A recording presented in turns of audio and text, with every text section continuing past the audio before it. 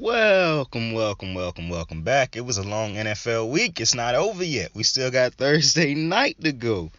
But boy, we had two games on Monday. We had two games on Tuesday. We had a good slate on Sunday. Well, we had a slate on Sunday. It was a hell of a football week so far. I was thinking to myself, maybe I'll upload the weekly breakdown after Thursday night. And I was like, nah, I'll go ahead and do it now because I got some fire ass edits. Yo, I don't usually say like, yo, can y'all look at the slide? Yo, y'all gotta look at the slide, bro. It's some fire ass cards on this slides now, bro. A different slide for every team. I'm telling you. Well, it's always a different slide for every team, but it's a different. Every fucking team got a card. Well, not every team, but every winning team aside from the Packers. I'll do something else for them. It was another winning team that I didn't give a card to either. The Packers one was a funny situation though, because I'm gonna have all season to give Aaron Rodgers a card. To be honest with you, I'm gonna have all the rest of the postseason and shit to hook up Aaron Rodgers and make an edit for him. It had to go to Trey. Had to go to not Trey. It had to go to Tyler Huntley, bro, for a couple reasons, bro. So we might as well go ahead and start with that Packers game. Yeah, matter of fact, let's go ahead and start with this Packers game, man. Hey, I appreciate y'all for joining me, man. If you new to the channel, I appreciate you for stopping by. I appreciate you for clicking on the video. If you're a usual on the channel, I appreciate you for coming back and being a dope one. Hey, if you're new to the channel, we do this all the time. We break down the NFL. It's the Kicking It with Saint podcast. We do a lot of rambling and whatnot. The podcast used to be called Rambling with Saint. We changed it to Kicking It with Saint. And we do a lot of rambling during the podcast. We talk about football. We talk about basketball. We might talk about baseball. We talk about a lot of shit. But the majority of what we talk about is definitely football. Now, we have another podcast called the Wrestling with Saint podcast that will officially pick back up after the NFL season. Because what I'm realizing is, because I'm doing this by myself, I work alone and whatnot, so I got to set up all this type of too much right now to try to do wrestling and football and put my best efforts in work. Not really my best effort, because I'm always put my best effort into it. But it's kind of hard to put out a phenomenal product on time when I should. Like I recorded the Survivor Series pay-per-view. Like I recorded my breakdown of that, right? I've yet to upload that because I cannot seem to finish. Like I done recorded it. I done fixed the recordings and whatnot. I had to record it twice. I done fixed the slides and whatnot for it. Still, for some reason, have not uploaded that video. And now Survivor Series is so far away. I'm going to still probably upload it, but I think I'm going to just redo the whole video and just do like I'll probably just change it to like, y'all don't give a fuck about none of that. But listen, I'm just saying.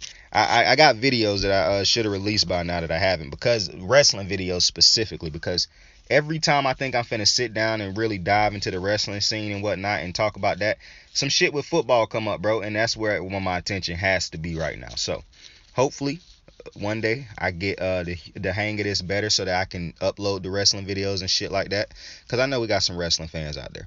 But right now, at this very current moment. Oh, and you know how we always start the episode with, well, I don't know if we haven't been doing it lately. I just figured that's something that y'all know to do by now. By hitting a blunt, yeah, I'm rolling mines right now, so be patient with me. But how y'all doing today, man, on this, what is today, Wednesday? Man, it's crazy. You didn't expect to say because the game was last night, so I'm thinking to myself, oh, today might be Friday, but it's not. And I'm not going to tell you guys, okay, I guess I will. Merry Christmas for the motherfuckers who not going to be back on the video none this week. If this the only video you're going to check out from me this week, this the only podcast you're going to listen to, whether you listen to the whole thing or some of it, I appreciate you. Merry Christmas. Have a dope one. I hope you enjoy the food, the family, the gifts, all that type good shit.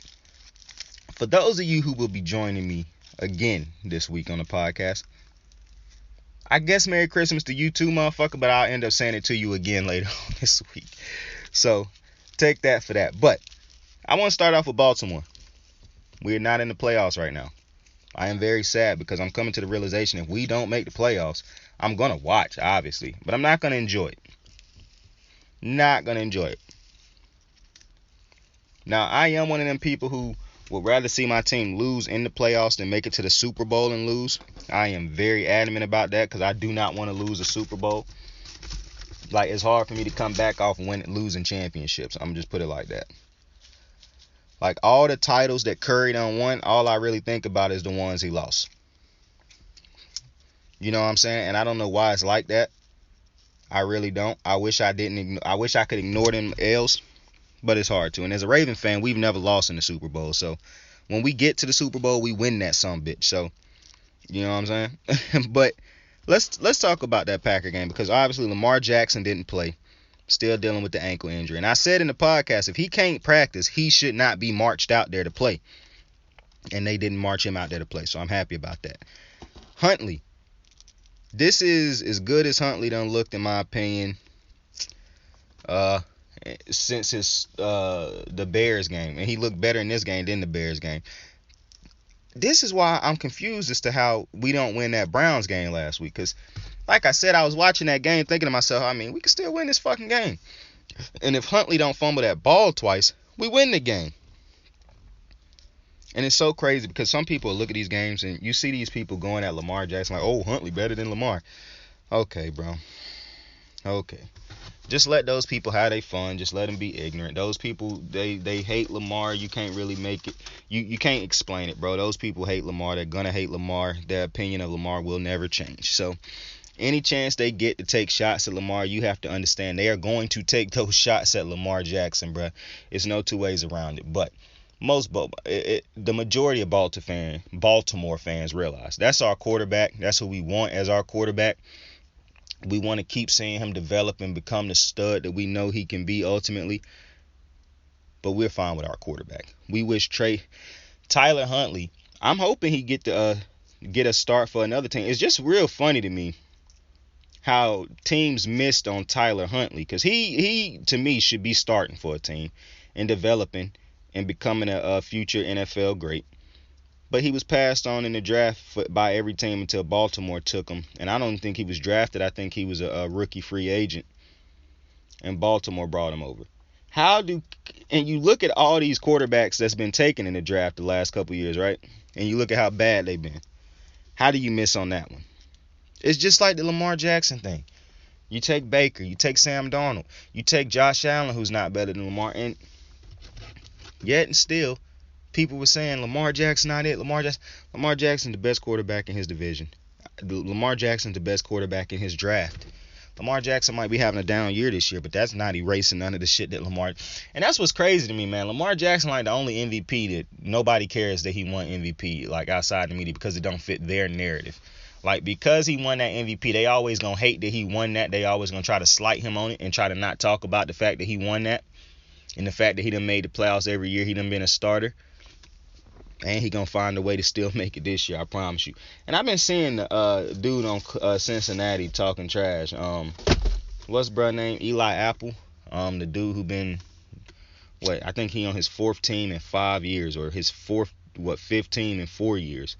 Some shit like that, man. It's odd that people who choose to talk trash, like the dude on the Titans who who didn't get re-signed after that playoff game when he chose to talk trash. It just real the receiver, the nobody. Like, it's real funny how these nobodies decide to try to act like somebodies, man. It's real crazy. You know, every time it's like the dude who posed in front of Tom Brady. I think Gardner. And see, that shit was funny. That shit was funny for a second. But that shit hella disrespectful. And this is what I'm talking about when I say, and I know I was going to talk about the Ravens, Packers. And we're going to get to that because I want to address John Harbaugh. But, bro, that shit was disrespectful as hell. To pose right in front of Brady like that. This is what I'm saying when I say the Saints Super Bowl is the Bucks, bro. Since Tom Brady done came over, that's the Saints Super Bowl, bro.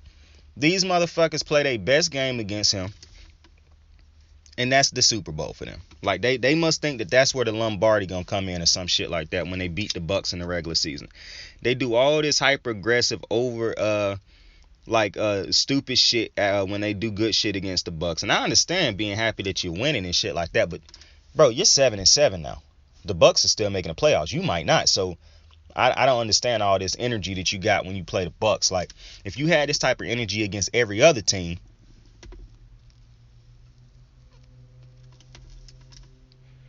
the weird thing to me is Brady just got there. Brady been there for 2 years. This being his second year. It's not even like Brady been there long enough to piss people off on the defense or like, you know what I'm saying? These motherfuckers just find it that Brady is their Super Bowl. Because of who Brady is, that's their Super Bowl when they play him. Nobody else really act like that most of the time when they play Brady, except for this team. This is their Super Bowl. It's embarrassing, to be honest to you. All the antics that they pull, the party they be having in the locker room, how crazy they go when they beat this team. I mean, it makes no sense. Jameis Winston tore his fucking ACL and was still dancing in the locker room after they beat the Bucks. Like, the Bucks do not spend this type of energy when they beat the Saints. Now, obviously, they haven't beat the Saints since Brady done been there. And maybe now when they beat the Saints, they will show this type of energy just based off of how irritated they probably is with the Saints. Acting like children when they pick up a dub over the Bucks that means nothing in the grand scheme of things. But, what are we doing? This dude see, Gardner Johnson, I think that's the name of the dude who posed in front of Brady. See, he lucky I'm not Brady. Because if I'm Brady, what you trying to do? Like, what you trying to do? I'm about to hold my hands up, 7 of them fingers, and show them to you. Like, you posing and you happy about the wrong thing, my boy. You celebrating the wrong thing. Yeah, you got this little measly seasonal win like you did 2 times last year and 2 times this year. What did that get you? Where did that take you? Exactly. So, I just think it's, what do they be calling it, Bush League? Yeah, I'm not gonna probably go that far because don't really know what that word means, but I think it was real immature for Brett to do what he did, and maybe those 2 words mean the same thing, but I'm gonna use the word that I actually understand the meaning of. So, maybe in another reality on a different day I would have laughed at it, and I did laugh at it a little bit, and then I quickly realized, what the fuck is this dude doing, bro? Because it wasn't really a laugh as this is funny. It was really a laugh as like, what the fuck is going on right now? That was really the laugh that I was giving to it, like a chuckle. It wasn't really a laugh, it was a chuckle.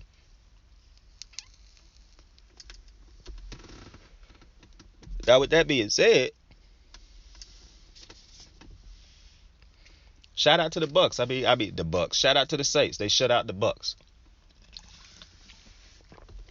Tom Brady ain't been shut out in a minute. So shout out to him. I mean, it was a great team effort. The Bucks did lose a lot of players in this game. Mike Evans went down. Leonard Fournette went down. Chris Godwin will be out for the rest of the season with a torn ACL. So prayers up to him. But they lost a lot of players in this game, so I'm not saying that that's an excuse because they was losing before they lost some players, but I mean, the Bucks probably wasn't winning this game. Brady clearly didn't have it. Old man Brady game. But the Saints offense didn't have it either. I mean, the shit was a 9-0 game. After the game, somebody was talking about it on Twitter. And then I was just sitting back and I was thinking to myself, I just sat through a 9-0 game. I could have been watching anything else. I could have been doing anything else. And I sat through an entire 9-0 game. And it's all because I was trying to see if Brady was going to make a comeback and win this game. And at some point in time, I realized they weren't coming back in this game. And I still was watching this shit. Made absolutely no sense. That got to be the respect I have for Brady. But let's talk about John Harbaugh. So, against the Steelers, he went for 2 to try to win the game right then and there. I think a better play call, and I think Andrews still could have caught that pass. I done seen Andrews catch passes far harder than that one. To me, people want to blame Lamar for it. Sure, fine. Do what you want. I do not blame Lamar for that. But we don't get the 2-point conversion. I had no problem with us going for 2 in that position to win the game. This week, you fast forward, go for 2 against the Packers, a team we shouldn't even been in a game against. Let me just run down the secondary. Tavon Young left this game with a head injury. Jimmy Smith not playing because he was on the COVID list. Obviously, Juice is still hurt from he been out all year. Marlon Humphreys is out for the year. Chuck Clark's out. Deshaun Elliott's out for the year. That's the entire starting secondary that was supposed to come into this year as the best secondary in the NFL. Yeah, none of them motherfuckers is playing. So we had a bunch of A bunch of guys had to step up. And for the most part, I mean, I got to give it to them. They did their job. The game was third. It was a close game. But this is what I want to talk about before I talk about the game. So a lot of people have a problem with John Harbaugh going for 2. I do not. I don't even think John Harbaugh was going with the analytics. He legitimately asked if you go look at the video on Twitter that the Ravens Twitter account released, John Harbaugh asking his players, like, when we score right here, we can kick the field goal, go into overtime, try to stop them from getting the field goal, and then go into overtime and play our cards and blah, blah, blah. Or we could try to win it right here and stop them from getting the field goal range. And he asked his players, and his players agreed. Let's go for it. Let's go win this shit. Because, you see, it's one thing to be having a rough season, to be going through rough parts in the season. That's one thing. You can get past that. You can get over bad parts of a bad season. You can get through that as long as you stay together as a team and keep your faith in each other. As soon as you start to not believe in each other, as soon as John Harbaugh start to tell himself, I don't know if Lamar can do this, I don't know if Mark Andrews can do that, I don't know if Hollywood can, then that's when the team begins to fall apart. As soon as you begin to lose faith in each other,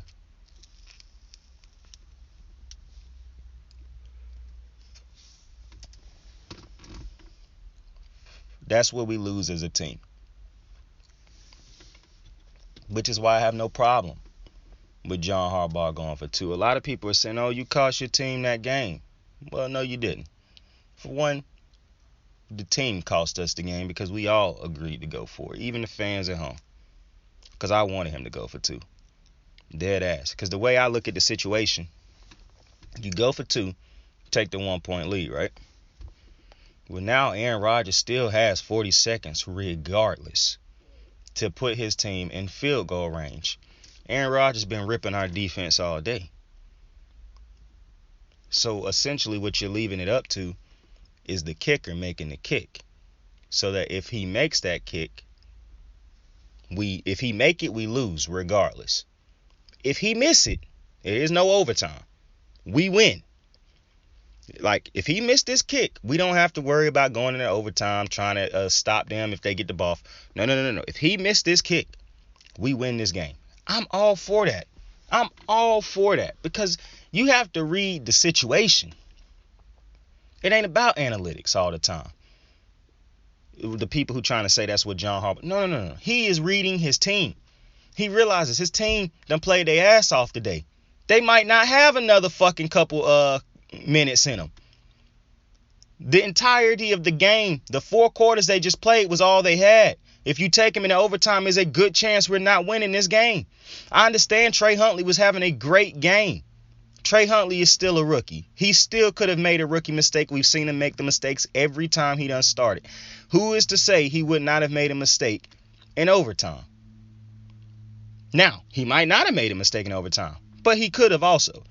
So you weighing your odds. Trey Huntley done played a great game. Do I really want to have to take him into overtime, though? That's not me saying I don't trust Trey Huntley. That's me trying to say I don't want to continue to put him in a position that could expose him or fuck him up. Because he wasn't ready to be in this situation anyway. As poised as he is, as great as he handling this situation, we were not 1,000% ready to have him in a situation we expected Lamar Jackson to be starting. Because he is not, we are happy he balling out, but we don't want to continue to keep this game going to give him a chance to fuck up and make a rookie mistake. Not even him fucking up, just making a rookie mistake. We see it all the time. And so I agree 1,000. Like, I could argue this all day if I wanted to. I really agree with John Harbaugh going for 2. And I'm really getting irritated with this disrespect that people decided. This motherfucker Ryan Clark done got real emboldened over the last couple weeks, man. And I like Ryan Clark, but a lot of the shit Ryan Clark been saying has just been stupid. Like, not even stupid as much as it's been wrong. But he done kind of taken from Stephen A. Smith. When he wrong, he get real aggressive and loud when he wrong. Kind of like Stephen A. Smith and bruh from the Cowboys. What's the legend from the Cowboys? I don't know how. Michael Irvin. Ryan Clark done started doing that a little bit lately, but I just don't think. I think people need a person to blame. They need somebody to blame. because it's not good. You can't blame the whole team. That's not no. We're not doing that. That's you got to blame somebody. Somebody has to be at fault. When in reality, when you look at the game, Harbaugh coached up as great a game as he done coached up all year. If we really being honest, because we should have got our asses whooped. We were getting our asses whooped. He found a way, and like I said, bro, shout out to Wink Martindale, man.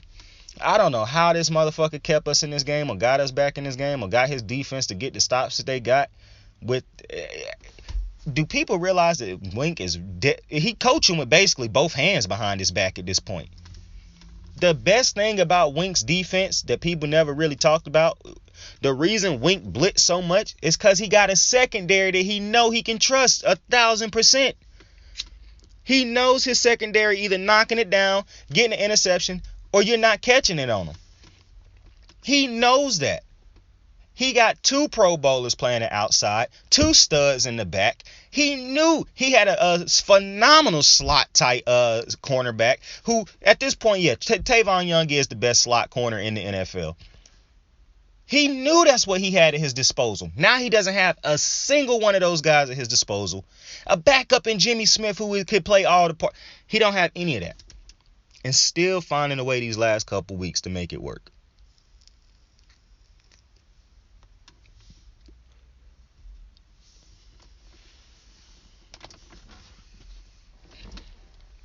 That's coaching, fellas. That's coaching. And that's impressive. Because like I said, how many coaches do you think could do what Wink is doing right now with not a single person that you expected to come into the season with on your secondary, in your secondary? And you're missing your linebackers. Because people still forget about L.J. Fort. L.J. Fort, a huge part of this defense, not playing. Calais Campbell's been hurt. Like, it's been a rough year, injury-wise. Lamar can't stay healthy this year. He's sick, caught COVID, got hurt. It's been a rough year. John Harbaugh done found a way to still coach a 500-plus team. A team that's over 500. And the only reason they losing, the only reason you could look at them losing, is because of games in which the defense played bad and couldn't get stops and shit. The Cincinnati game, which doesn't happen with their usual defense if everybody healthy. Games in which the offense couldn't get going and shit like that. We so used to this offense scoring a lot of points. And before I keep going, I do want to credit Aaron Rodgers having a fucking season. After I said what I said, that he haven't really, because I didn't say he was playing bad. I just said Aaron Rodgers really haven't had an Aaron Rodgers type of game. And I preferenced it by saying if I'm being too hard on him because of the MVP, then I apologize, because I understand you don't follow MVP seasons usually with MVP seasons again. Now, he might get MVP by default, because I really feel like these 2 last year done been real rough as far as this COVID ravaging the NFL. I really do. I don't like the Cleveland Browns. Cleveland wins that game against the Raiders if all their players healthy. I'm man enough to admit that. As bad as I think Baker is, the Raiders are just not a good team. The Raiders almost lost that fucking game even without all the people that the Cleveland Browns was missing. And I will say this. I truly believe defenses have figured Cleveland out. I think defenses have said to themselves, yeah, if we stop. Now, obviously, the Raiders could go into that game saying all we got to do is stop Nick Chubb, obviously. But most teams are going into games now with the game plan surrounding Nick Chubb. They are no longer worried about the play action that they can run with Baker and all this other nonsense. Teams are defending those short throws in the run game and saying if Baker Mayfield can find a way to beat us somehow, let him. Because he'll probably just give us the ball a couple times. And he's probably going to have to rely heavily on that running game and short routes. And teams done started to figure that out a little bit. So now the defense for the Browns got to play extra extraordinary because that offense ain't getting it done. And I truly believe, and what a difference a loss makes, because the Browns are now 12th in the AFC. This was a team that people told me was winning the Super Bowl this year. People told me this team was going to the Super Bowl.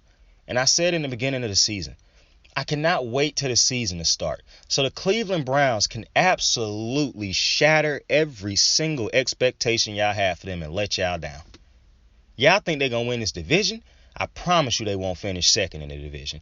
Y'all think they're going to win the Super Bowl? I promise you they will not make the playoffs. These are all things I kept saying in the beginning. Now, granted, most of this was because of Baker, and most of it's been proven right. Because as great as people thought Cleveland was on paper, you still got to play the games. You still got to play the games. And I knew what the majority of these outcomes was going to be because Baker's not that guy. Now, I'm not here to shit on Baker again. I told you, I've moved past shitting on Baker Mayfield. He is what he is. We see what he is. If you still arguing for Baker and don't realize what this dude is, then God bless you. And you know, I actually have an excuse that I done developed that I will give Baker Mayfield for this year, partially. It's an odd year, like I just said. Very weird year. If a quarterback really came to me, or came out and came to me, if a quarterback really came out in the media and was like, you know, this was really a tough year because of the circumstances, blah, blah, blah, all the different rules, I could see myself saying, you know, I get that. I get it. But for some quarterbacks, not for all of them. Because some quarterbacks is what they is. Like Cam Newton. This is not a Cam Newton year to me because he didn't have a legitimate shot.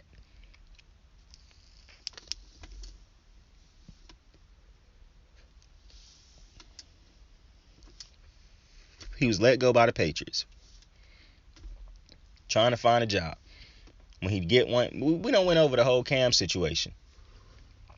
So I get that. If Cam was like, this year was not really a full year for me to do, I get that. And I know some people be like, oh, we tired of hearing excuses from Cam. It's not excuses. It's truths that y'all don't like to hear. So y'all call them excuses. And I am not bullshitting with y'all right now. A fucking hawk just landed right in front of me. A big ass hawk is sitting right in front of me right now. Right in front of me. No, it's a falcon. It's a falcon. And it just pulled a worm so fucking big and long out of the ground, bruh.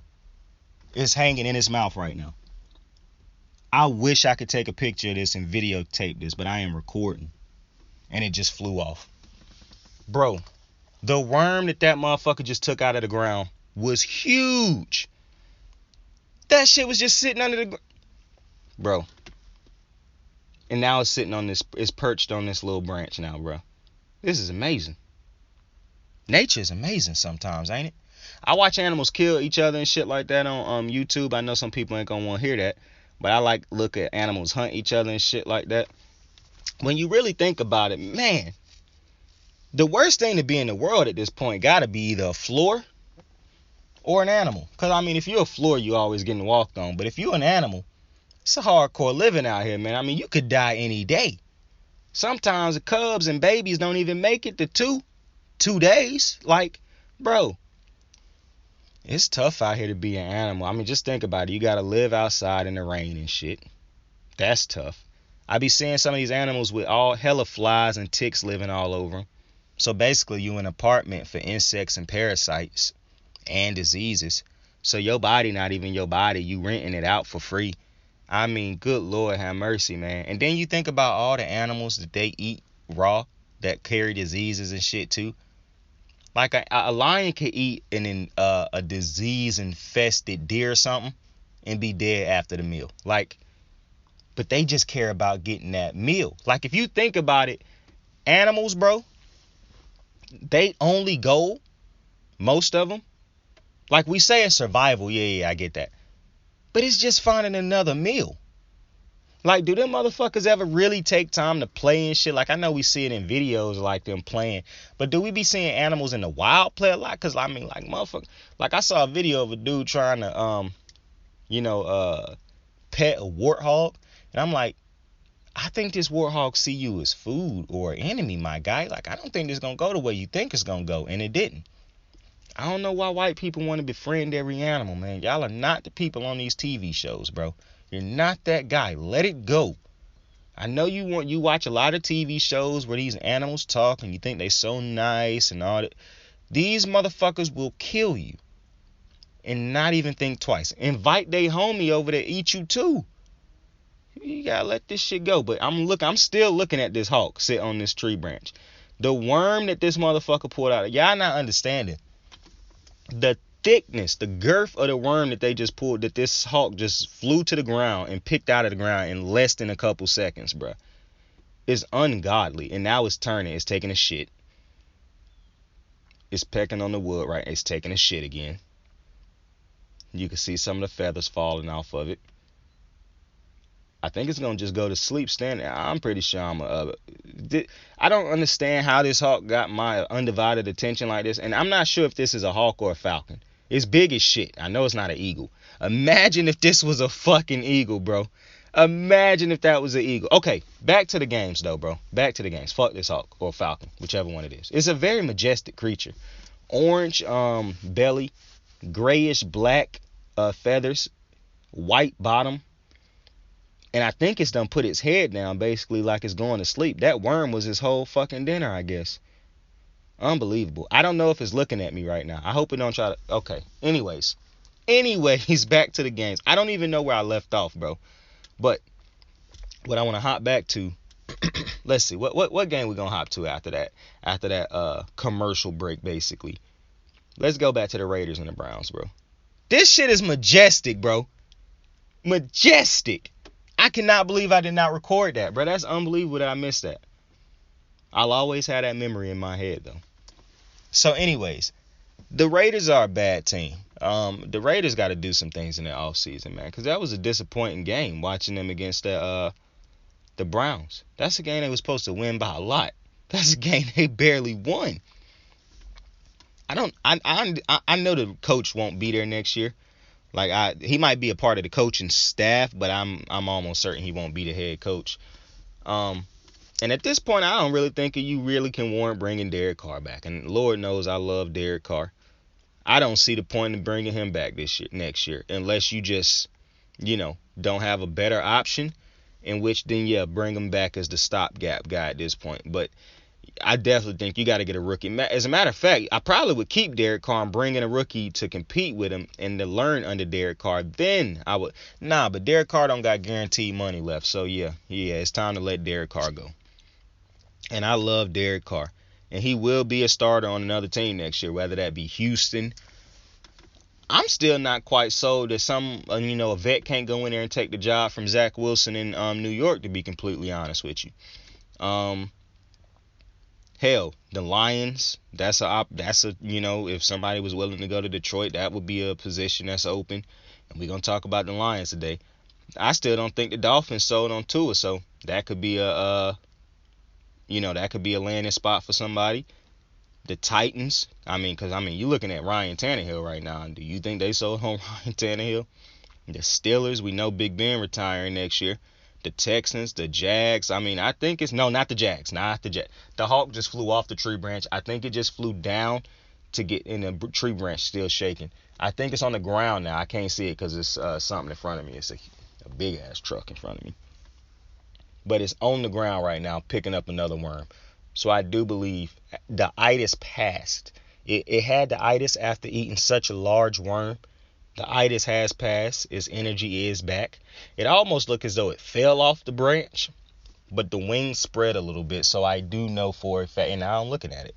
So it's walking on the ground. So walking off a meal, I respect that by the hawk. But if you the Raiders, I just don't know if Derek Carr. Well, I do know that Derek Carr ain't the answer no more. And it's funny because skipping from Derek Carr to another dude with the 49ers, Jimmy Garoppolo. Man. I told you, hey, for one, I want to shout out the fucking 49ers. Kyle Shanahan, I love you, motherfucker. I told y'all like 3, 4, 5 weeks ago at the once the 49ers had got a second win, I was like, I think I'm going to ride with the 49ers. I think they will get that last playoff spot. They wasn't over 500 at the time. They was like 2 or 3 games away from over 500. Coming off of a loss, I believe. No. They had beat the Rams. Then they beat the Seahawks. And then I remember telling myself, okay, I think they healthy enough now. I think like Kyle Shanahan, he got it now. Like they about to start going. They had came off of some strong running performances. Deebo Samuels had went crazy. And I remember telling myself, okay, now they are going. Now they are ready. And so you fast forward it now. Look at these motherfuckers. Just beat the shit out of the Falcons. Falcons made it on you got smoked, homie. You got smoked, homie.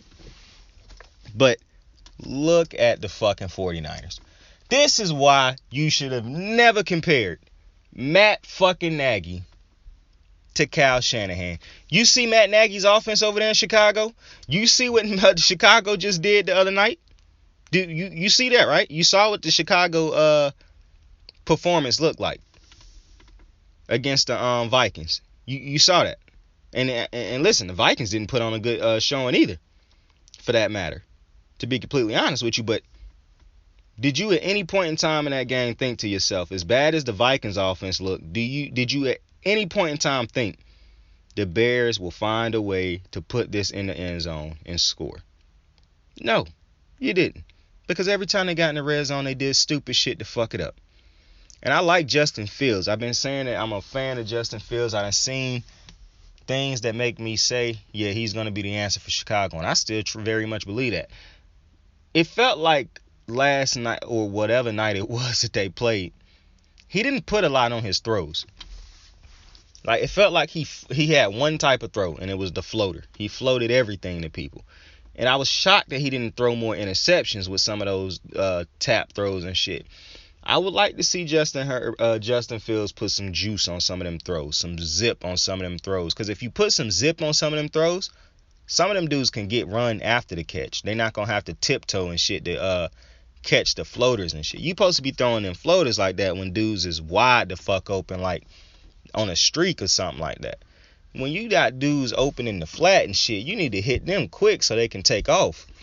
Like him, you throwing these little lightweight floating balls and shit, man. Like I said, I was shocked them bitches wasn't getting picked off. But Montgomery fumbled in this game. He don't fumble, and he just so happened. Like the Bears are not cursed, a flawed team and a badly coached team, and I think that's very evident when you watch them. And what's crazy is the Bears defense is not a poorly coached side of the ball.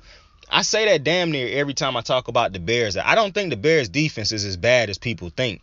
And sometimes they might have a bad game here and there because they are a product of all the bullshit going on around them. Because you got to understand how much they defense on the field sometimes. And what's crazy is the Chicago offense moved the ball in this game at times. Like, I don't want to say it was pretty, but it was a situation in this game when people want to talk about going for 3 points and shit. And when you should and shouldn't go for on fourth down. Well, this game was more of an example of that to me than Harbaugh, because both of them time Harbaugh would go for 2 was warranted. Those are 2 good times to go for it. You play to win, not play scared. But this motherfucker Matt Nagy was not playing to win or playing scared. He was just playing confused because he go for it on fourth down on some of these early downs. They don't make it. The team don't even look like they good enough to make it. And then on this, it was a fourth down play where I think he should have took 3 points because it's in the fourth quarter. It's late. You down 2 scores. You down a touchdown and 3 points. If you take the 3 points right here and your defense get a stop because your defense just got 5 3-and-outs in a row in this fourth quarter. If you get the stop, which you're more than likely going to do with one timeout, your defense is more than likely going to understand the situation and get that stop again. Then you give your offense a chance to go down there, score the ball to either win it if you go for 2. No, because you got to go for 2, period. So you give your offense a chance to go down there and get the touchdown and get the 2 points to take it into overtime. If it was either they needed a touchdown to win it or a touchdown to tie it up. It was one of the two. But either way, that's the position that you would have put your team in if you just take the 3 points in that position. Because for one of the announcers said something that made a lot that I was really listening. And I can't remember if it was Greasy and them boys calling this game, but I think it was. And he was like, sometimes when you go for 3, when you go for it on fourth down, it's not necessarily analytics and nothing like that. It's a feel. You got to have a feel for how the drive going. So if you getting down the field, but it was a tough drive, like you getting penalties to get down the field, they really beating y'all. They knocking y'all around, but y'all getting calls here and there. Then you should probably just take the 3 because you lucky to get the points and you just want to take. And he talked about how Peyton would tell him that and shit. Like, just take the points in that situation. Now, if it's a drive where y'all easily marching down the field and y'all just had a little mistake right there, maybe a holding call or something like that, fucked up that one little first down set right there, then yeah, go for it on fourth down because y'all was already killing them on this drive. But if you was lucky to get the yards you was getting on this drive, just take the 3. That's exactly the situation the Bears was in this situation where, and like I said, any announcer that can become a teacher during the game, I fuck with. That's why I like Brian Riddick, and I like Louis Riddick and Brian Greasy. Phenomenal. Fucking loudmouth Levy, man, this dude. But I'm telling you, the best moment Levy done had remains. If you saw the field goal attempt that I saw, that's still the only funny line and the best line a motherfucker done ever said. And the only thing that I can remember him saying, because I usually mute this motherfucker out, because when they re-showed that field goal and how short it was, it made all the sense in the world why Levy had that reaction. If I know you out you, but if you saw, but. That was just a shout out to Greasy and Riddick, who Riddick should have had a job in the league by now. But either way, that's the situation Chicago was in. And I felt like this dude, Matt Nagy, done just stopped coaching. Like, what is he doing? Like, it's no way I can see this situation right now and say, bruh, if you get the 3 points right now, you saved your team time and your defense just got 5 3-and-outs. What are you doing? You don't have to go for this right now. You don't have to go for it on fourth down. We can legit take the field goal, and we are still very much in this game. I don't know how that didn't, process or go through Matt Nagy's head at all. Like that's very confusing to me because that was a very winnable game, as ugly as that game was. And good Lord, man, looking at the Vikings, bro, it just don't make sense that Kirk Cousins can throw for less than 80-something yards, bro, with the weapons that he got. It just don't make sense. I'm really confused as to how Kirk Cousins can have these type of weapons and the game plan can be so bad, or he can be so bad. Like, it's so crazy, but they still get the win because Matt Nagy, at this point, the only thing he is good at is coaching his teams to L's. That's the only thing. And that's why I say, don't ever, like Richard Sherman say, don't ever compare me to no trash receiver like Michael Crabtree.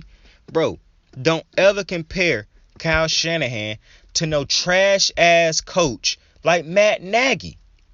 Don't you ever disrespect Kyle Shanahan, KS, with no bum like Matt Nagy. Listen, I imagine it would go something like that. But Kyle Shanahan is fucking amazing. Fucking amazing. What he is doing with the 49ers offense is unreal.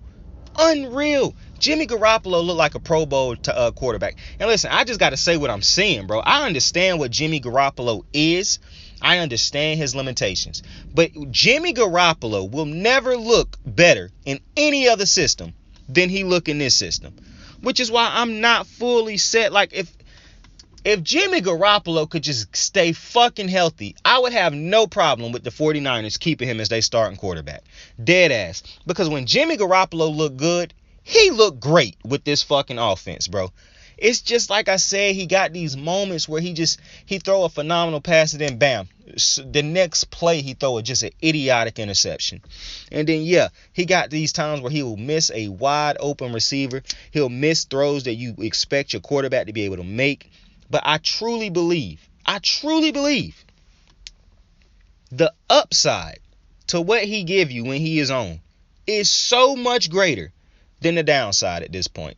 And listen, I've been fighting with myself about this Jimmy Garoppolo shit too. So if you think that you the only one who think Jimmy Garoppolo was trash, or not really trash, because I ain't never thought Jimmy Garoppolo was trash, but I just didn't think he was a starting level quarterback, or one that you could build a franchise around. Listen, I don't think you could build a franchise around Jimmy Garoppolo, but I do think Jimmy Garoppolo could be a great fucking piece because, listen, I don't care about the Super Bowls he done won because obviously he was the backup in those. Tom Brady won them rings.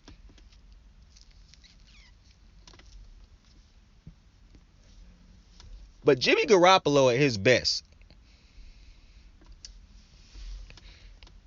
what Kyle Shanahan at his best, and that defense at their best, got to a Super Bowl, and damn near won it. So if your excuse to get rid of Garoppolo is you're going to always be playing against Brady's, Mahomes type quarterbacks, so you need a quarterback that can compete against them too when everything else break down, I get it. But what I will say is Jimmy Garoppolo ain't he's not Jared Goff, Baker Mayfield. I think I compared him. I say he was a bit better than them earlier this season because he much like them, he need everything to go right on the script because when it break down, he bad. I changed my opinion on that. Jimmy Garoppolo is a far and away better quarterback than Baker Mayfield, Jared Goff. I would take Jimmy Garoppolo over a lot of quarterbacks right now. I'm not going to lie to you. Jimmy Garoppolo might be a top 15 quarterback to me, and I'm going based off of him in this 49ers offense because I can't base him off of shit else. I have to base it off of what he is doing in this 49er offense when everything go right. And listen, I understand you got to give you credit to the dude who went over 100 yards running. He got the card. I can't remember his name right now. I think it was Wise Jr. And then you got Deebo Samuel, who always balling. If you didn't hear, he got his name because his father named him after Deebo in Friday. R.I.P. to him, to the actor who played Deebo. But when you look at this 49ers offense and Jimmy Garoppolo, and I've been watching this team the last couple weeks. Like, I done watched 49er games on a weekly basis. Jimmy Garoppolo at his best is phenomenal in this offense, bro. Like, there's no two ways around it. I see him make the mistakes here and there. And yes, he got some games where it's just like, what the fuck is going on? They cannot figure out how to move the ball. But at their best, when everybody is healthy, Greg, George Kittle, like, bro, Jimmy Garoppolo is phenomenal. Now, this could be an Alex Smith situation where Alex Smith looked great in that offense with the Chiefs, but when you put Pat Mahomes in, it took it to a whole nother level.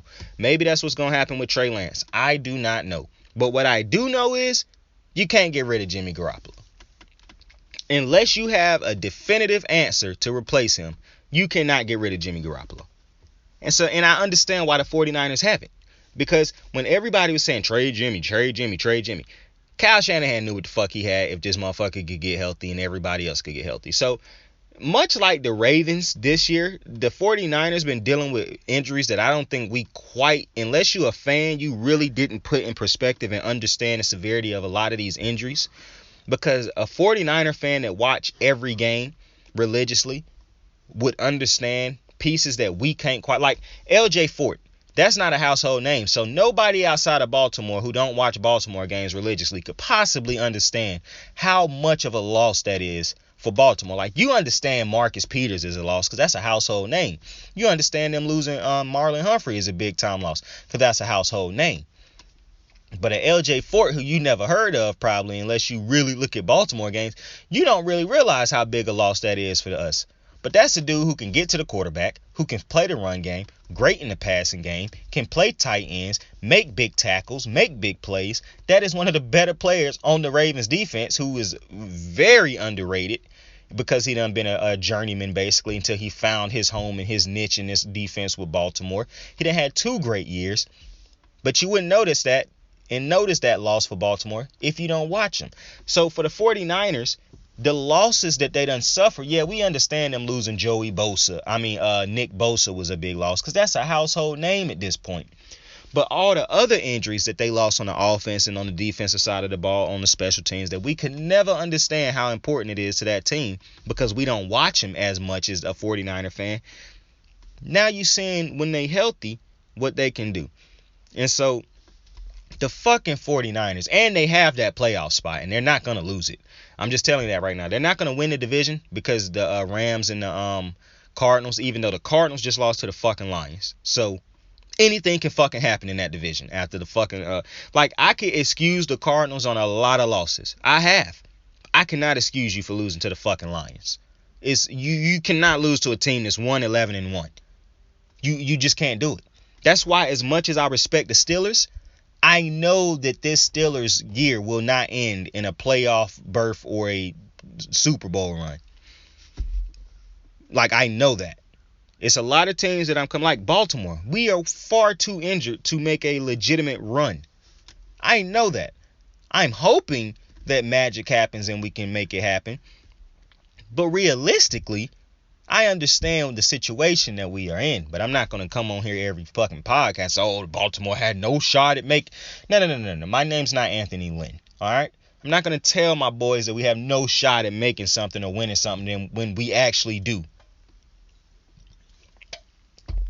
So the 49ers, bro, I said last week that the most impressive operation in the NFL right now offensively was the Chiefs to me, seeing how they struggled and how they built themselves back up and whatnot. Well, new week, new answer.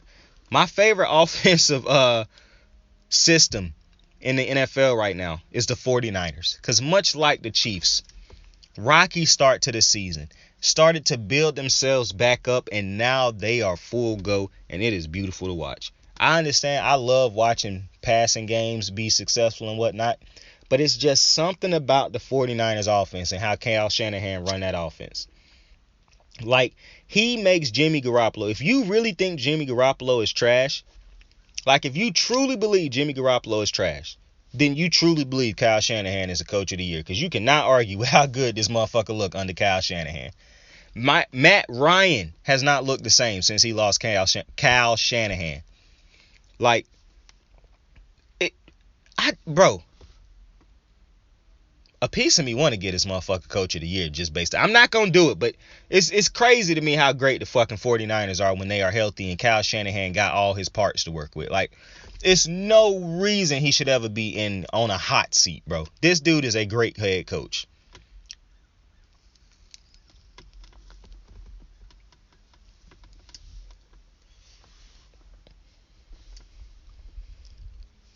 For the Chargers, losing to the Chiefs. Now I know we already had talked about this, but I was just thinking, like, the Chargers losing to the Chiefs in that game was a big loss. Really big loss, because it put them, at 8 wins. Baltimore got 8 wins. The Bills got 8 wins. Now, the Bills did get the win over the Panthers this week, and listen, man, I rock with Carolina fans. I really do. Because the way that they go to bat for Cam Newton is unbelievable. I know lesser franchises or franchises with greater prestige that would have turned on their quarterback by now, unjustifiably. Cleveland fans have every reason in the world to turn on Baker Mayfield. Panthers do not have a single reason in the world to be turning on Cam Newton, and to their credit, they have not. I have seen multiple people on Twitter this week say if Cam Newton is benched for Sam Darnold, I am not watching this fucking team no more. I done seen people say that. I done seen somebody say if fucking Cam Newton lose his job at the end of the year and Matt Rule doesn't, that'll say everything I need to know about this franchise. People have been going in on the fucking Panthers organization, and they have been leaving Cam Newton out of it. I appreciate fan bases that appreciate they heroes and dudes who work their ass off for a team. I really appreciate that, because it don't matter how bad Cam might look right now, and like I said, no off season multiple years in a row now. Came in halfway through a season with a bad team. It's crazy that Panther fans is legitimately this loyal. And I say it's crazy because most fan bases just not, unless you win a Super Bowl. And I don't think that should be the determining factor of how great a player was for a team, is by winning a Super Bowl. That is the ultimate goal, but that's a team award, not a player award. The way Carolina Panther fans revere Cam Newton is honorable. The way Carolina Panther fans respect and admire and love Cam Newton is honorable, and it's pleasant to see. You know what I'm saying? Because you don't see this shit all the time. Yeah, I'm a Laker fan. I'm a Kobe fan. I told you I don't fuck with them Lakers no more until they get this motherfucker AD off the team. See, I done come to the realization my problem is not even Russell Westbrook. I did not want Russell Westbrook on the Lakers, but I never wanted Anthony Davis on the Lakers, and he is here. And I just realized that once he was the once I continued to connect the fact that Lonzo, Josh, and Bi are no longer here because AD is, I'm just never gonna like AD on the Lakers. It's just never gonna happen. It's never gonna happen. To me, this ain't the equivalent of them trading Kobe for nobody, but this is the equivalent of them trading like Lamar Odom to the Mavericks. This is them trading Pau Gasol. This is them trading, trading dudes who mean so much to the fan base, who done already captured our hearts, who we already want to rock with and see succeed. See, it's a little bit different with D'Angelo Russell, because I do love D'Angelo Russell still. He is still a Laker, in my opinion, who they refuse to put vets around, good vets, to help him mature, because he was a rookie. I can't get mad at him for being a rookie, making rookie mistakes, when you got vets acting like rookies around him. I like Nick Young. Nick Young was a rookie everywhere he went for some reason. Made no sense. And that ain't a shot at Nick Young. That's the truth. You a 10 plus year vet. You can't still be acting like rookies, putting yourself in rookie situations, making rookie mistakes. Like, come on, man. That motherfucker wasn't no rookie when he decided to put. Listen, I have an affinity for the young Lakers who were on the team. The only one who I, for some reason, never really rocked with was Julius Randle. I don't know why, because I love Julius Randle too. But as far as like B.I. and Lonzo those are my guys. Those are my guys. Like, I done basically become a Bull Pelican fan. I'm not a Pelican fan. Fuck the Pelicans, bro. They got it. B.I. got to find a way out. His agent have to find a way to get him out of New Orleans. Have to. This man is going to waste his career playing with bad teams, bro. The Lakers was bad. We would have eventually gotten better if they had just held on. LeBron didn't come and fuck the team up. But, and to an extent, this ain't a basketball podcast. Back to football, bro. But let's talk about the Cowboys Giants. The Cowboys won that game. The Giants, I don't know what they're gonna do. Mike Glennon threw 3 interceptions. The Cowboys, respect the fuck out of them, because, pause for a quick second.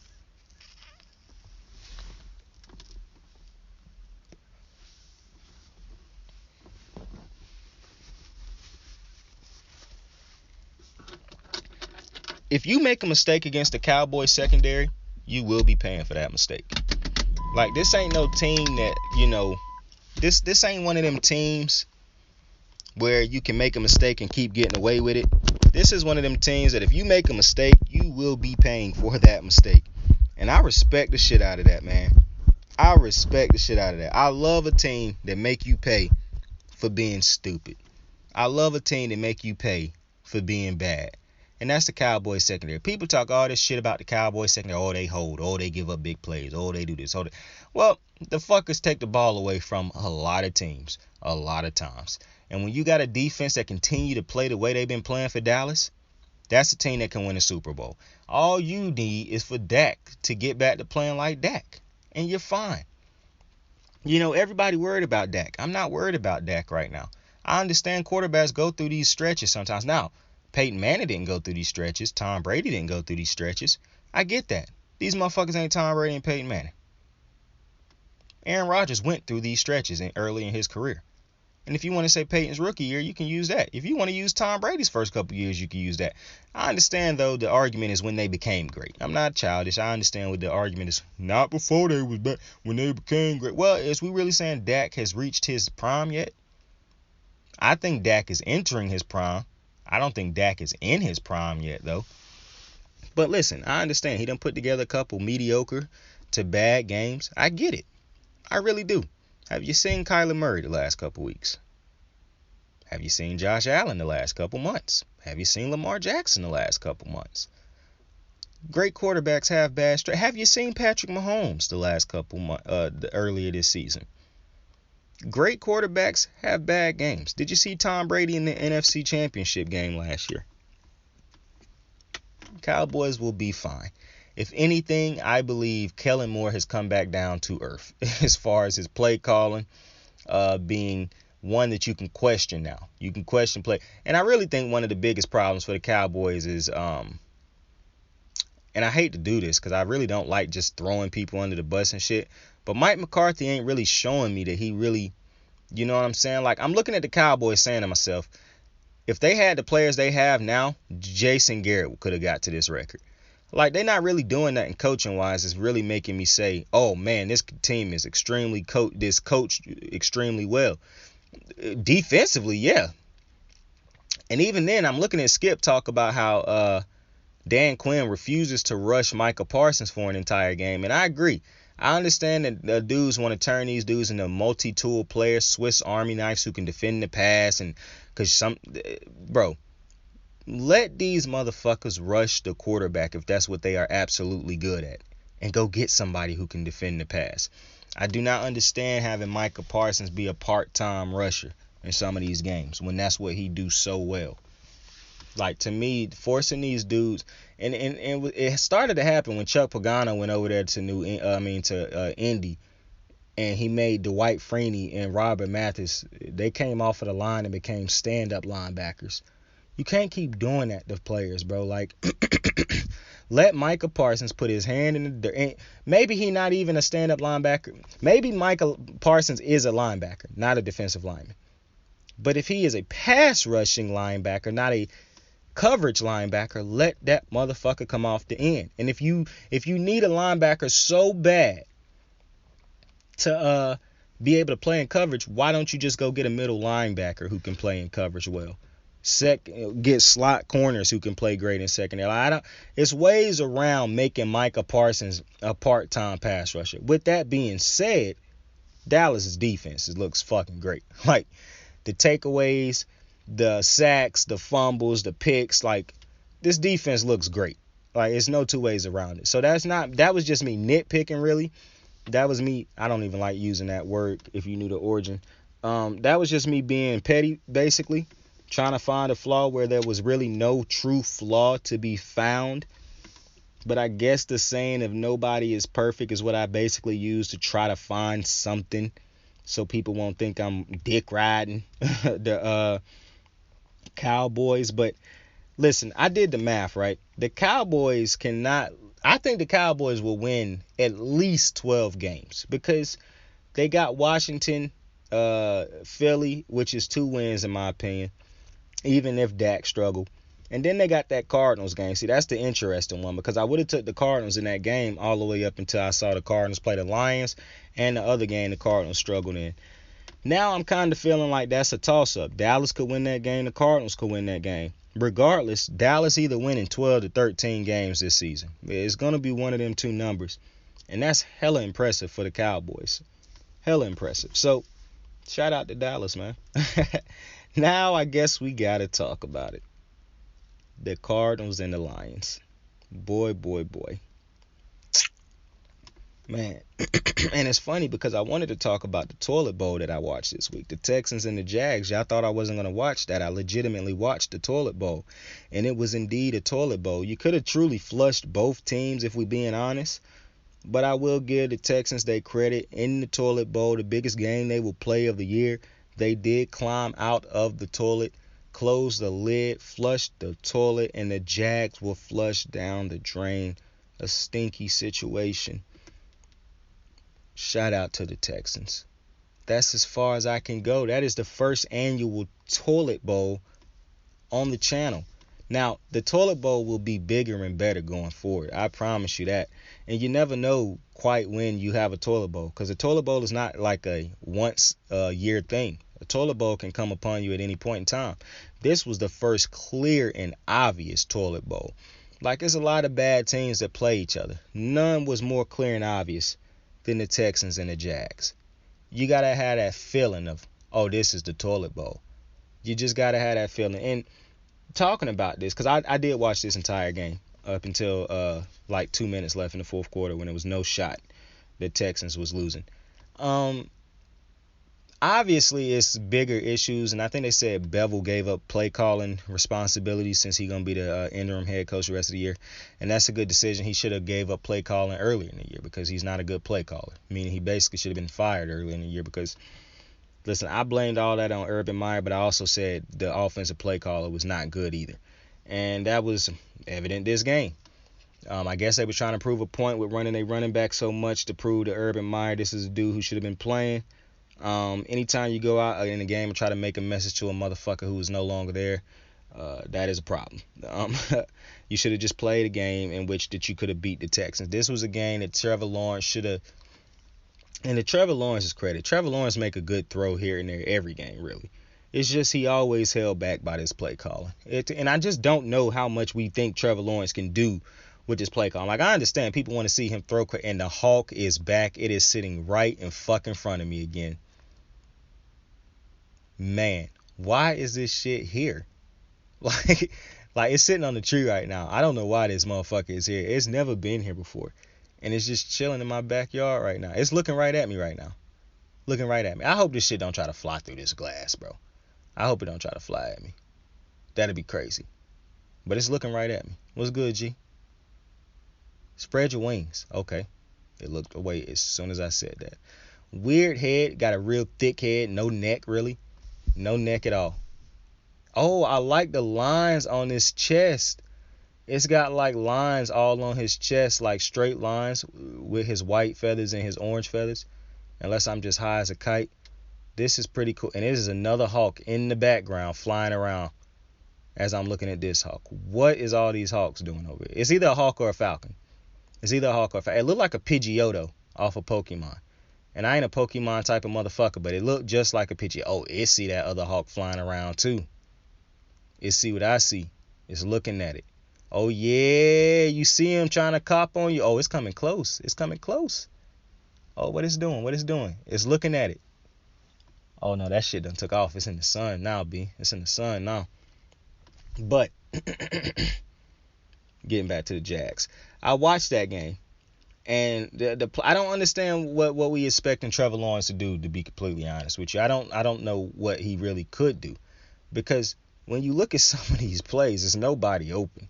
The routes are not good route concepts. The dudes are not getting open. I just don't. Dudes ain't protecting them at times. Like, I don't understand what we expect Trevor Lawrence. Trevor Lawrence's first legit year will be next year. It just is what it is. The wings on this motherfucking hawk also got dots and shit all over the back of it, like a pattern. This shit pretty lit now that I'm looking at it up close. Pretty lit. But newsflash, I am actually not scared of birds. Like, I don't want to say I'm scared of birds. But just understand, a bird can shit on your head and fly away, and there's nothing you can do. And he must have heard me say that, because he looked right at me as I said it. So that's just my truths. But back to the Jags. The Jags' true development for Trevor Lawrence will start next year, because this is going to have to be a complete restart on this organization. And they have to know that. But Lions, great win for you guys. I don't really understand why you guys keep winning. Because you're supposed to be trying to get that first pick in the draft. I'm praying that you didn't decide to yourselves that, yeah, Jared Goff's the answer. Because Jared Goff had a great game. And Jared Goff's going to have one of those a year. Baker Mayfield has one a year, even though he haven't had one this year, unless you count his first game of the season, in which he lost. Jared Goff's had one of these every year. Doesn't shock me. If anything, I'm impressed with how good a game Dan Quinn decided to coach. Like, this was by far his best coaching game of his career, of his first year. By far. And it kind of actually made me change my opinions on, okay, don't eyeball me, bro. Do not fucking eyeball me the way you eyeballing me, bro. The way this hawk is eyeballing me right now is pissing me off. I'm ignored. I just don't like people staring at me the way this fucking hawk is looking at me, or falcon, whichever one of it fucking is. Yeah, look the other way, motherfucker. I just flipped it off. But anyways, okay, bro, don't fucking look back, bro. Don't fucking look back. Exactly. Okay, anyways, for the Lions, this okay, bro, okay. That's what. Okay, okay, big guy, tough guy. Big tough guy. Okay. Let's see what you do if I had a gun. Oh, anyways. For the Lions, this game really did impress me. He raising the feathers on his fucking head. Okay, but anyways, The the Lions head coach, he really impressed me. I'm not gonna lie, this game. And it made me say to myself, maybe Dan Quinn is turning the corner with this team. They've looked good the last month. Maybe he is starting to get through to this team. Maybe guys are buying into his message. Maybe they over the crying shit. So let's see where it goes next year. Let's see. I really want to see what they do in this draft. That's what's going to be real. That's really what's going the draft in the offseason. And listen, Detroit, stop signing players that don't want to actually stay there when shit get tough, bro. Let's just call it what it is. Stop signing players that quit on you mid-season when shit get tough or early in the season when shit looking rough. Okay? Can we be better at reading these players? Understanding if they willing to go through hell? Because for one, Detroit, if you're not telling some of these players that it could be rough while you're here when you're signing them, then you're doing a disservice to yourself. Because at least you could put that in the thing and be like, hey, we told you it was going to get rough. We said you could help turn this thing around. We didn't say it wasn't going to take time to turn this thing around. You know what I'm saying? So you could at least let yourself off the hook in that. This motherfucker done fell asleep now with his head down. Respect. But for the fucking Cardinals, man, what are you doing? What are you doing? Like, you get blown out by the fucking Lions? What are you doing? And now you've opened the window for the Packers, who now have the sole first place in the NFC. You open the door for so many teams, really. And now I believe they need to win out in order to win the division. Because if they lose another game, they'll probably end up losing the division, I believe. If the other teams do what they're supposed to do. I'm going to tell you what I want to happen. Because of how high I am on this 49ers, I want the 49ers to win the fucking division. I really want the 49ers to win the division.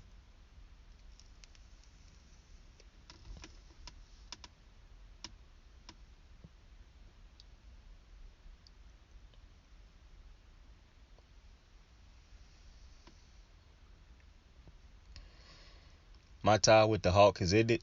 Sub dude is walking in the backyard and it flew away. And he not even walking in my backyard. He walking in the neighbor's backyard. I ain't never seen this motherfucker before in my life. So this should be interesting. Anyways, I don't know what the Cardinals are doing. The Cardinals, and I done said this a couple times, because Kyler Murray made some nice looking plays in this game once the game was basically over. But buddy, y'all keep putting this man in harm's way to get hurt. And I'm telling you, with every hit, I be scared like, oh my goodness, man, this man finna get hurt. The Cardinals got to tighten up, man. The Cardinals got to tighten up. Listen, I'm not going to go too hard on them.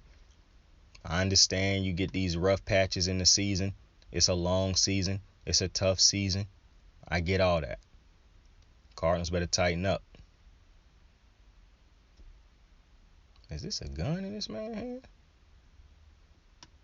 Oh no, that's a cell phone. I thought that motherfucker was pointing a gun at me. I was finna be like, oh, what this dude doing?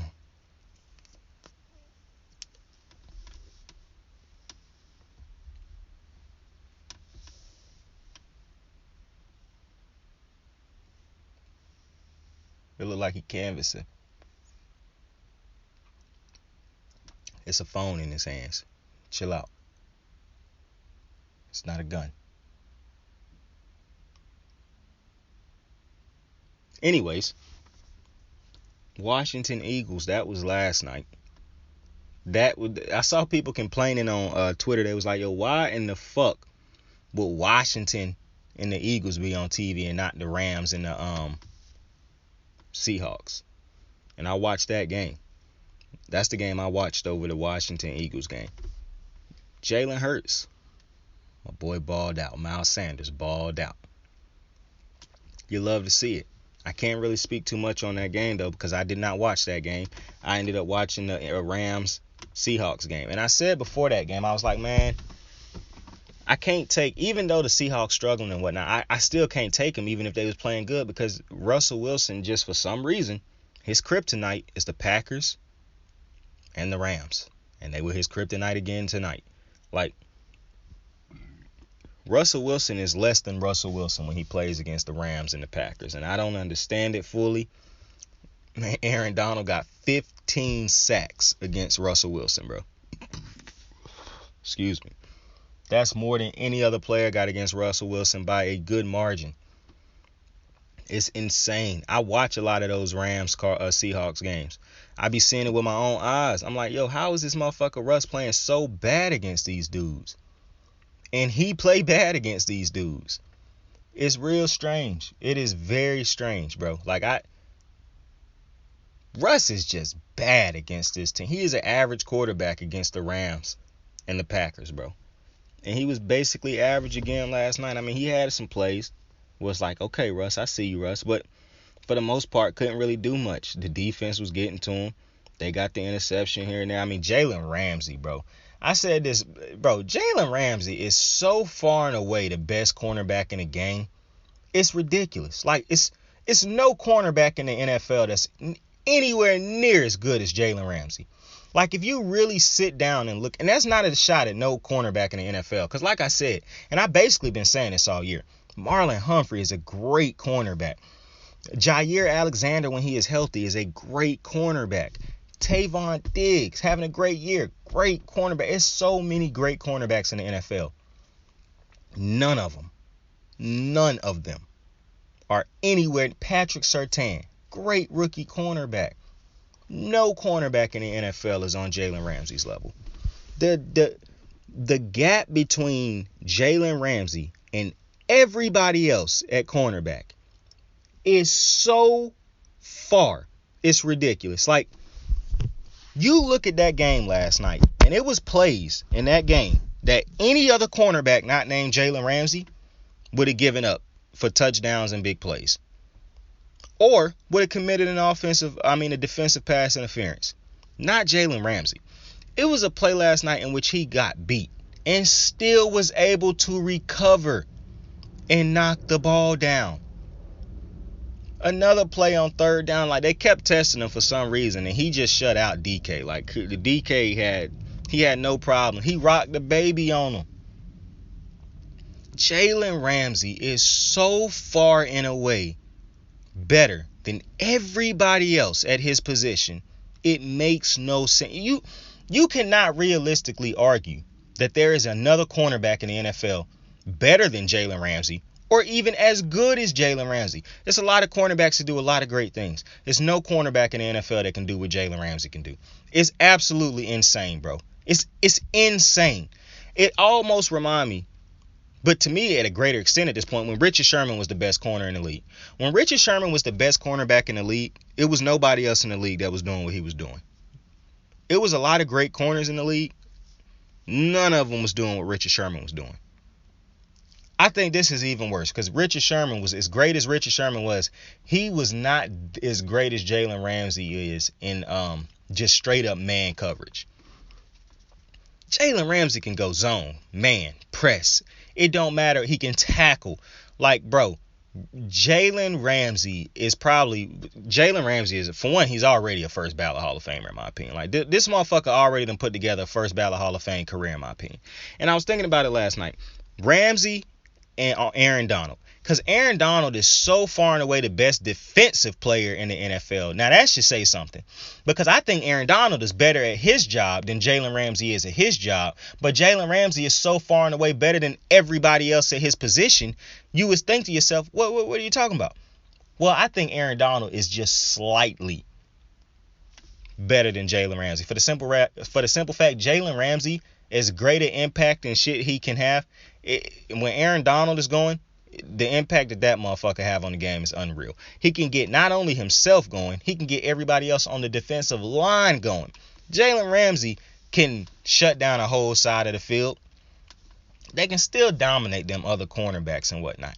If Aaron Donald is getting triple teamed and everybody else doing their job because of that, it's going to be real hard for a quarterback to get any type of time to throw the ball, especially if you decide, okay, now we got to defend everybody, and you start singling giving Aaron Donald one-on-ones, because Aaron Donald don't lose one-on-ones. And what you got to understand is it ain't just sacks. It's the tip passes. It's the making quarterbacks rush their throws, getting them out of their pocket, running around and stuff like that. Aaron Donald is so far and away the best defensive player in the NFL, and Jalen Ramsey to me is right there beside him, like under him. It's unreal that the Rams got both of them motherfuckers in their prime on the same team. It's crazy. And when you think about it, Jalen Ramsey done played with another legendary player on the defensive line. He not Aaron Donald, but he a damn great player and a first ballot Hall of Famer in my opinion. And that's Calais Campbell. The only thing I think he missing is a Super Bowl ring, to be honest with you. And he played with him in Jacksonville. Now, he might not be a first ballot Hall of Famer. I got to go look at some of the numbers again. But he is definitely a Hall of Famer in my opinion. But Aaron Donald and Jalen Ramsey are just unbelievable players, bro. What they do at their position that they do when they do their jobs, man, it's just as beautiful. To me, watching them two on their A game is just as good as seeing a quarterback on his A game. Patrick Mahomes, Lamar Jackson, Tom Brady, Aaron Rodgers. I love watching them when they going. I love watching them two motherfuckers just as much when they going. Because last night, Jalen Ramsey was fucking going. Like, it's just so crazy. I literally watched that game and was saying to myself, like, bruh, how is this motherfucker so much better than everybody else at this position? Like, it's shit that you say when I'm watching. Like, because I play cornerback. So I'm watching the game and I'm watching some of the mistakes that these dudes make in the moment. I'm like, oh, why would you make that mistake? That's not something you would usually do.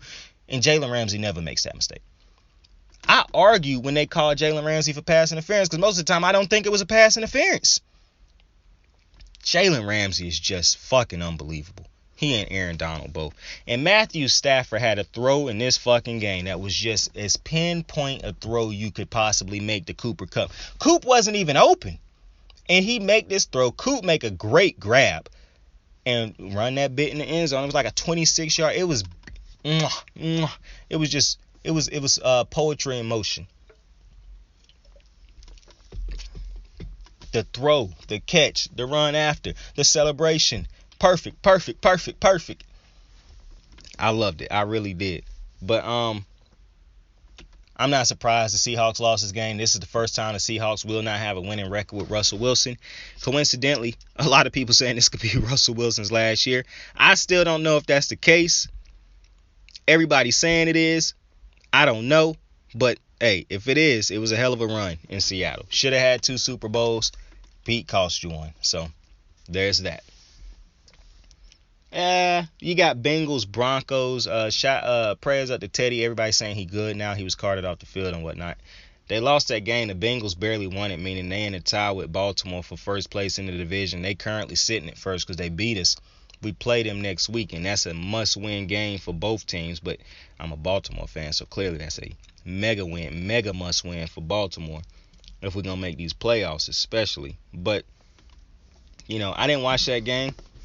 I saw the Bengals won at 15-10, so I'm happy I didn't watch that game. There wasn't a lot of scoring going on. But Joey Burrow, well, not Joey Burrow, Joe Burrow right now, been playing much like Joe Burrow.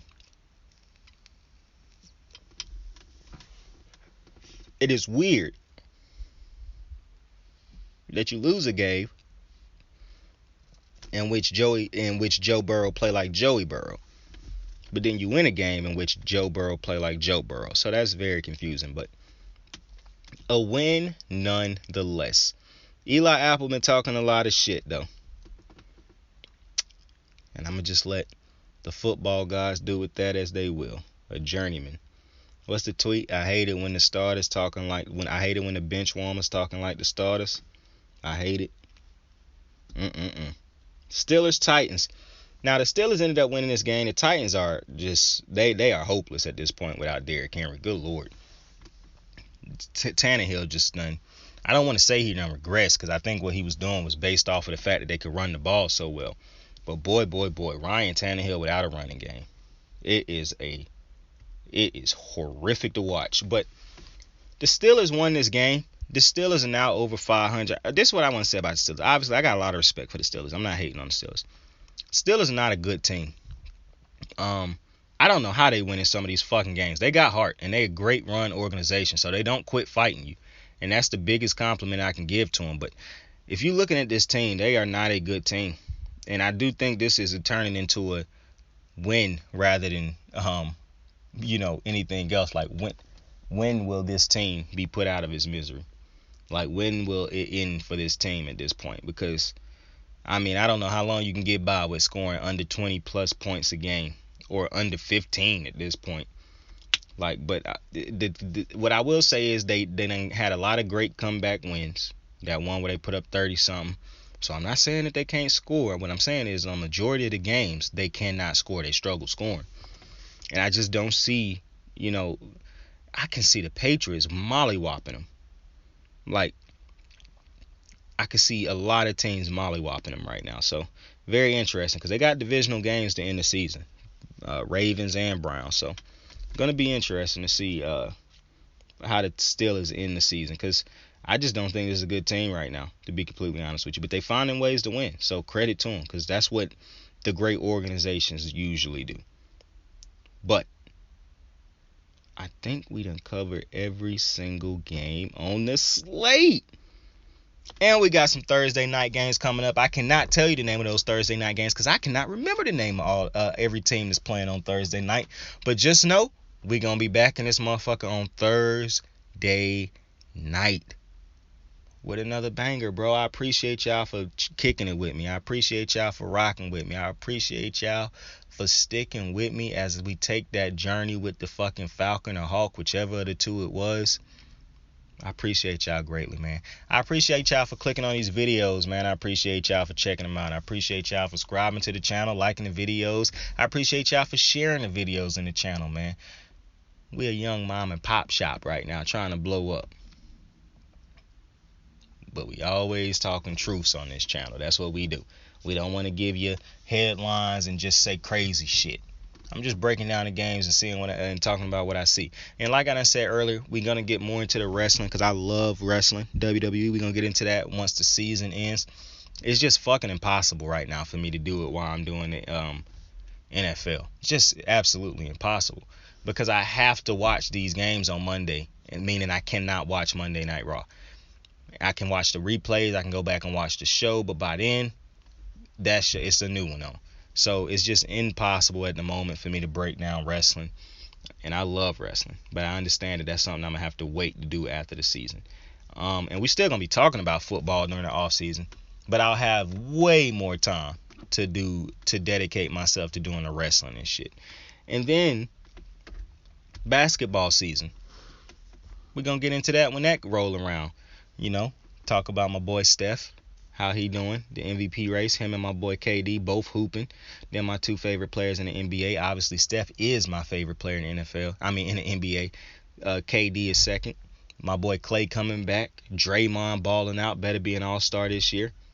Warriors with the best record in the league. We about to win this chip. Curry about to get number 4. And he getting finals MVP this year, bro. Gonna get the MVP, finals MVP, make all defensive team, make all first team NBA, all-star, probably gonna win all-star MVP this year. Curry about to have a fucking year, bro, so get ready for it. But, hey, Pat McAfee said something that I want to end the show with, that I really fucked with. They don't care how much you know till they know how much you care. And that's why the Baltimore Ravens are a fucking perennial playoff team. Because they don't care how much you know until they know how much you care. The Baltimore Ravens fans will never mistake how much John Harbaugh loved them and how much he trusted, how much faith he had in them. Because he show it every Sunday. He show it every week. He show it every day at practice. He show it every meeting. John Harbaugh love these dudes, and that's why I love John Harbaugh. That's why I've been rocking with him forever. That's why when we was going through that rough patch, I was like, they can fire whoever they want to, but they better not fire John Harbaugh. Because it's going to be hard to find another head coach like that who can change a culture of an entire organization. A team that y'all don't remember how bad a team we was before John Harbaugh came along. Y'all think it was y'all just peaches and roses. Yeah, we got that one Super Bowl in 2001, but this was not a perennial playoff team until we got John Harbaugh. We was the bitches of the Steelers. We get John Harbaugh, this is a perennial playoff team. This is a team that's won the division multiple times. This is a Super Bowl winning team. This is a team that done went on multiple playoff runs. This is a team that has had however you say it. They done had a hell of a lot of success in New England against Brady and Belichick. Would have had more wins if not for some shiesty shit. So I knew John Harbaugh was never the problem. Only was going to be help. It was going to be a part of the solution. You can't get rid of head coaches like that. You would never fire Bill Belichick. You would never fire Andy Reid unless you're the fucking Eagles. You build with those head coaches because those head coaches are culture changers. You don't want to have to fire him and reset the entire culture or have to rely on another head coach to come in and uphold the culture that was cultured in by John Harbaugh. You done seen what happened in Indy when they got rid of one dude and brought in another dude and a whole culture change happened. Pat McAfee talk about it on his show all the time. That's why it's so important when you understand it. They don't care how much you know till they know how much you care. And that's why I say Baltimore can lose games. They can have bad games, bad stretches. As long as they don't lose faith in each other. That's why I can get on here and talk as much shit as I want to about Greg Roman, because I have absolutely no faith in Greg Roman. And I'm almost certain that a lot of these motherfuckers have lost faith in Greg Roman. As long as they don't lose faith in each other, and John Harbaugh, and coincidentally Greg Roman in the play calling, this team will remain a team. Now, when the year ends, they can look into making things that will help and improve this team, which will be the first thing is firing Greg Roman, bitch ass. But with that being said, I appreciate y'all for joining me. I appreciate y'all for listening. It was a great episode, man. The longest episode to date so far because we had 3 fucking days of football. But y'all be easy, man. Y'all have a great week, man. Merry motherfucking Christmas. Happy Christmas Eve whenever that shit show up. And thank you for being with me, man. Thank you for rocking with me. I love y'all, man. Saint out. You ready to make history? Come on now. Yeah. You know there's these 2 words. And when I say them, people get goosebumps because they know. They know what happens next. So without further ado, free smoke. Look, scared cause I'm drowning in silence with bad thoughts. These days I don't have